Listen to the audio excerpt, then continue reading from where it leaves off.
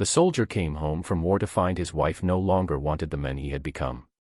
The taxi's brakes hissed, a sound like a long, tired sigh. For Staff Sergeant Leo Vance, it was the first true sound of home in 12 years. It wasn't the shriek of metal on metal, not the guttural roar of a diesel generator. It was soft. Civilized. It was the sound of an ending. "Here you are, sir," the driver said, his voice hesitant. "Elm Street. This is the 1-inch." Leo smelled it before he felt it. The air was thick with the scent of recent rain on asphalt and the sweet, cloying perfume of damp soil and cut grass. It was a world away from the perpetual odor of dust and cordite that had been baked into his memory, a scent he was sure still clung to his clothes, to his very skin. He unfolded himself from the car, his movements stiff and deliberate. One hand gripped the worn handle of a canvas duffel bag. The other held a slender white cane, its tip hovering just above the curb. The bag was heavy with the few possessions he had left, but it felt weightless compared to the 12 years of absence he carried on his shoulders. That weight was a phantom ruck, heavier than any pack he'd ever humped through the mountains of a foreign land. "You need a hand to the door?" the driver asked, his concern a gentle intrusion. "I've got it from here," Leo replied, his voice rough from disuse. "I know the way." He did. Or he thought he did. He swept the cane in a slow, careful arc, the plastic tip tapping against the concrete sidewalk. Tap. Tap. Slide. He remembered pouring this walkway himself one blistering summer, his wife, Clara, bringing him lemonade, her laughter a melody against the scrape of his trowel. He could feel the memory under his feet, in the familiar slope of the concrete leading to the porch. He had pictured this moment 1,000 times. In the suffocating darkness of a firefight, in the sterile white silence of a field hospital, in the echoing halls of the rehabilitation center. He would walk up this path, unannounced. He would use his old key. The door would swing open, and the scent of Clara's baking would spill out. Their daughter, Maya, no longer a giggling toddler but a girl on the cusp of womanhood, would look up from the sofa. And Clara. Clara would just stare, her eyes wide, before her face crumpled in disbelief and joy. It was a scene he had replayed until it felt more real than the darkness that now governed his world. The surprise was everything. It was the payload he was delivering after a long and brutal mission. His cane found the bottom step of the porch. 1 step. 2. He knew there were 2. He stood before the front door, his heart a frantic drum against his ribs. He could smell the roses he'd planted for their 5th anniversary, their scent a ghostly welcome. He reached for his pocket, his fingers closing around the cold, familiar brass of his house key. He found the keyhole by touch, his fingers tracing the metal plate. But the key wouldn't turn. It grated, refused the lock. He tried again, jiggling it, a cold knot of dread tightening in his gut. This was wrong. This was an anomaly. An unexpected variable in a meticulously planned operation. He ran his hand over the door itself. It was smooth, cold steel. Not the heavy, paneled oak door he had stained and sealed himself. Not the door with the small scratch near the bottom where Maya had crashed her tricycle. It was a different door. A stranger's door. A perimeter breach. The thought was automatic, a reflex honed by years of survival. Assess the situation. He stepped back, his training fighting against the wave of confusion. He knocked. The sound was hollow, loud in the quiet afternoon. He heard movement inside. Muffled footsteps. Then, a voice. A man's voice, deep and unfamiliar. "I'll get it." Ice flooded Leo's veins. He felt his posture shift, his shoulders squaring, his body instinctively dropping into a lower center of gravity. A threat. Inside his home. Then he heard her. "Clara." "No, honey, you stay put. It's probably just a delivery." "Honey." The word struck him like shrapnel. The door opened, not wide, but just a crack. The air that rushed out was alien. It smelled of lemon-scented cleaner and a faint, spicy cologne he didn't recognize. It did not smell like home. And there she was. He couldn't see her, but he knew her presence. He could hear the sharp, tiny intake of her breath. He could feel the sudden stillness in the air around her, the way a forest goes silent when a predator is near. Leo.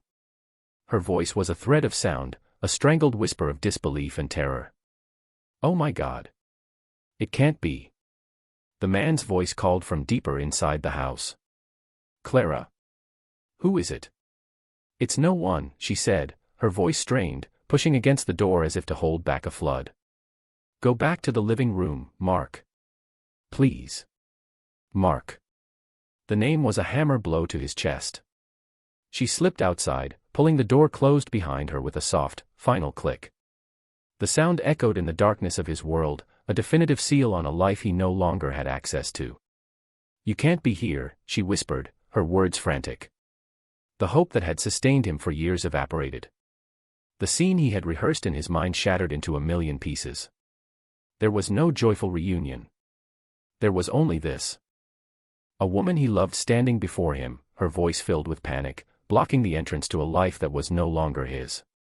He could feel her presence, but it felt miles away, separated from him by an impassable gulf. He felt, more than saw, her recoil. Clara, he said, and his own name felt foreign on his tongue. What's happening? They told me you were dead, Leo, her voice cracked, a mosaic of old grief and new panic. They sent me a flag. A letter. We had a service. It was 7 years ago. 7 years. He had been MIA for 3, then trapped in a coma for another year. The long, agonizing road of recovery, of learning to live without sight, had taken the rest. He had sent letters. So many letters. They had been his lifeline, his connection to the world he was fighting to rejoin. I wrote to you, he said, his voice hollow. From the hospital in Germany. Then from Walter Reed. 4 years. Didn't you get them? We moved, she said, the words tumbling out. After they told me. We couldn't stay here. It was too much. We just moved back last year. The mail, it never would have found me. The silence between them was vast and empty.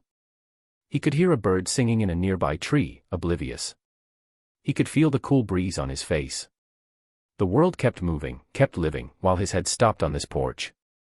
Who is he, Clara? He asked, the question a shard of glass in his throat. She hesitated. He could hear the soft rustle of her clothing as she hugged herself. His name is Mark. We're getting married next month. Another blow. He swayed slightly, his hand tightening on his cane to steady himself. He felt like a ghost, an apparition from a buried past come back to haunt the living. The duffel bag at his feet suddenly felt immense, an anchor pulling him down into the concrete. He had imagined this conversation differently. He had imagined explaining his scars, his eyes.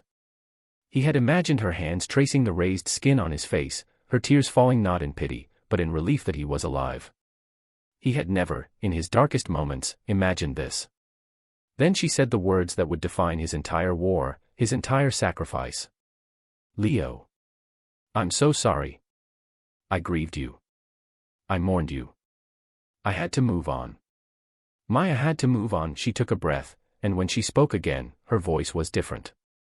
Colder. More distant. Anne, look at you. Look at you. The words hung in the air between them.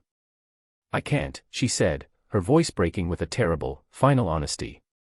I can't do this. I don't know how. To start over, with this. This. He knew what she meant. The scarred geography of his face. The empty, sightless gaze. The cane. The brokenness. He wasn't the man she had loved. He was a damaged relic, a reminder of a life they had both lost. His blindness wasn't just a condition, it was a barrier. An insurmountable wall she could not, or would not, climb. He had survived the enemy, only to be defeated by the pity in his own wife's voice. The truth of it settled into him, a cold, heavy thing. He wasn't just a ghost from the past, he was an unacceptable future. The life she had built, this fragile piece with a man named Mark, was too precious to risk on a broken soldier. He was a mission she was unwilling to accept. His tactical mind, the part of him that never slept, began to work through the cold shock. He catalogued the facts. Home, compromised. Objective, failed. Family unit, reconstituted with a new element. He was the foreign body here. The intruder. Just then, the front door creaked open again. "Mom. Who are you talking to? Is everything okay?" The voice was higher than he remembered, laced with the cautious curiosity of a teenager. It was Maya. His little girl. A person he had never met. He heard Clara's sharp intake of breath. "Go back inside, Maya. I'll be right there." "But who is he?" she insisted, her footsteps sounding on the porch. Leo stood frozen. Here was his real choice. His true mission objective had always been their protection, their happiness. He could detonate this family's life with the truth. He could storm the breach, declare his rights, demand the life he was owed.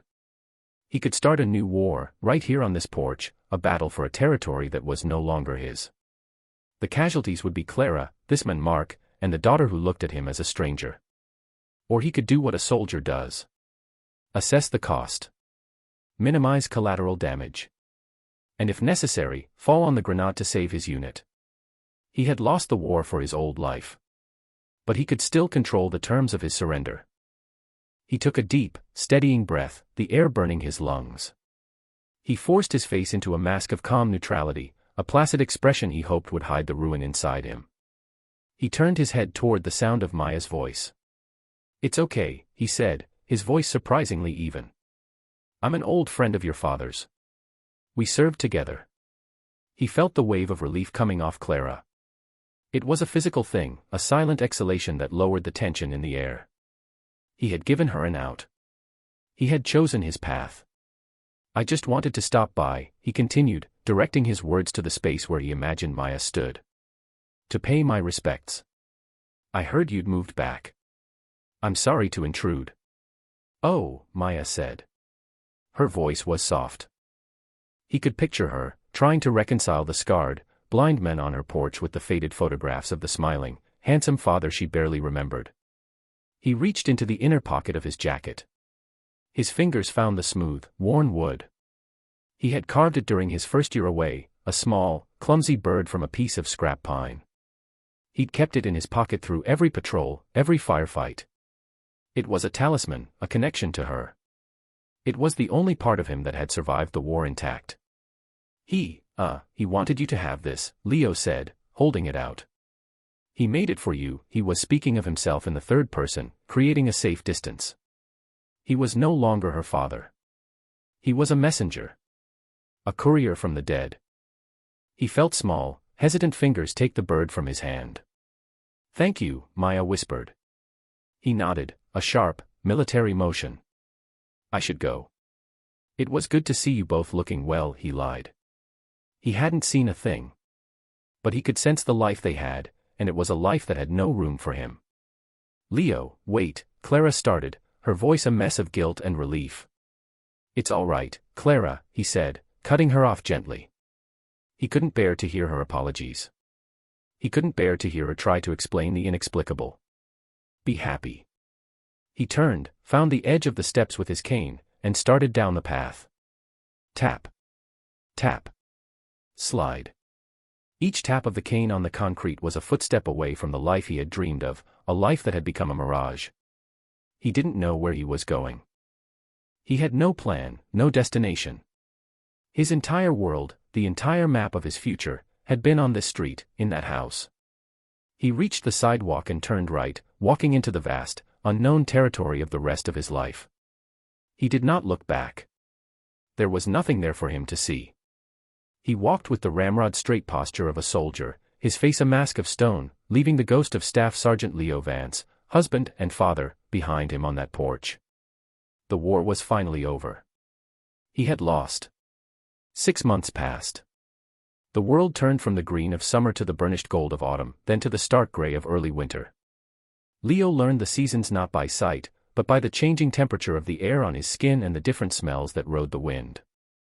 He found a small, one-bedroom apartment above a laundromat on the other side of town. The constant, gentle rumble of the machines below was a comfort, a mechanical heartbeat that filled the silence. His world was a map of textures and sounds he had meticulously memorized. The 3 clicks of the thermostat, the groan of the floorboard by the window, the precise number of steps from his bed to the coffee maker. His duffel bag sat in the bottom of his closet, still unpacked. He joined a support group at the local veterans center. It was a cramped room that always smelled of stale coffee and quiet desperation. He sat in a circle with other men who were ghosts in their own lives, men who had brought the war home in their heads and in their bodies. They spoke of the world they no longer fit into. For the first time since coming home, Leo didn't feel like an anomaly. He was just another soldier fighting a new kind of war, this one on home soil. He was learning Braille, his fingertips slowly, painstakingly, tracing the raised dots that promised to unlock the world of words again. It was a slow and frustrating process, but it was a mission. A tangible objective. Read a sentence. Read a page. Read a book. Each small victory was a reclamation of territory from the darkness. His life had shrunk to the size of his apartment and the few blocks he could safely navigate. It was a small perimeter, but it was secure. It was his. One Tuesday evening, there was a knock on his door. It was a hesitant sound, soft and uncertain. Not the sharp rap of a delivery person or the heavy knock of his neighbor. He wasn't expecting anyone. He navigated the short distance to the door, his hand finding the knob with practiced ease. He opened it. "Hello," he said into the hallway. For a moment, there was only silence. Then, a voice he had heard only once before, but one he would never forget. "Hi." It was Maya. He stood motionless, his hand still on the doorknob. His defenses went up, his mind racing. Why was she here? Had something happened to Clara? I hope it's okay, she said, her voice nervous. I got your address from the a center. I told them I was your niece. He didn't say anything. He was listening. Not just to her words, but to the space between them. The slight tremor in her voice. The sound of her shifting her weight from one foot to the other. Mom told me, she said finally, the words quiet but clear. After you left. She told me everything. Who you are. Who you really are. Leo's throat felt tight. He had built these walls around his new life so carefully, and here was his past, standing on the threshold. He could hear her take a shaky breath. I'm sorry. For how we. I didn't know. He remained silent, processing. He wasn't a messenger anymore. He wasn't an old friend of a dead man. He was her father. A fact that hung in the air between them, both a chasm and a potential bridge. She spoke again, her voice a little stronger. Can I come in? It was a simple question. But in his world, it was everything. It was a request for access. An attempt to breach his perimeter. His first instinct, the soldier's instinct, was to deny it. To keep his small, safe world secure from the chaos of emotion she represented. But then he thought of the wooden bird. Of the years he had spent dreaming of her. He had given up his right to be her father on that porch 6 months ago. But maybe he could be something else. He stepped back from the door, pulling it open wider. It was an act of surrender. An act of hope. He was letting the world back in, one hesitant visitor at a time. Yeah, he said, his voice thick. Come in. He listened as she stepped across the threshold, her footsteps soft on the worn linoleum of his small apartment. The door remained open, letting in the cool winter air and the distant, rhythmic hum of the laundromat below. It was the sound of a new beginning, unfolding in the quiet darkness. A new mission, finally underway.